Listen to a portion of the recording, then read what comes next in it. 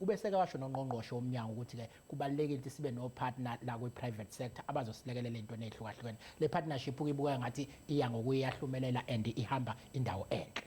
Uzokhumbula maphisa ukuthi vele uNgqongqoshe useke waba nomhlangano nenye inkampani khona ekhingcetshwayo la kubuka khona yona into yokuthi kungaba yini khona ukulekeleleka komnyango ulekelelwa ama private partners, what we call the public private partnership. Absolutely. Whatever the arrangement angabe sekhulunywa ngemva kwalokho kodwa kubalekile la ukuthi siwumnyango wezempilo futhi siwuhulumeni we are appreciating ukuthi abantu esibaservisayo akubona abantu bakahulumeni kuphela nalabantu abasebenza kuma private sector we do service them at a certain stage but on the other hand we are appreciating ukuthi imali esinayo ayanele ukuthi singayitshela soyimela nje sodwa uma bekwazi ukusiza la bengakwazi ukusiza khona basize bese sibona ukuthi abantu bakwaZulu Natal sibasiza kanjani noma ke sithi abantu bakwaZulu Natal uma uyihlela kahle lento abantu bakwaZulu Natal abase Mozambique abase Swazini abase Lesotho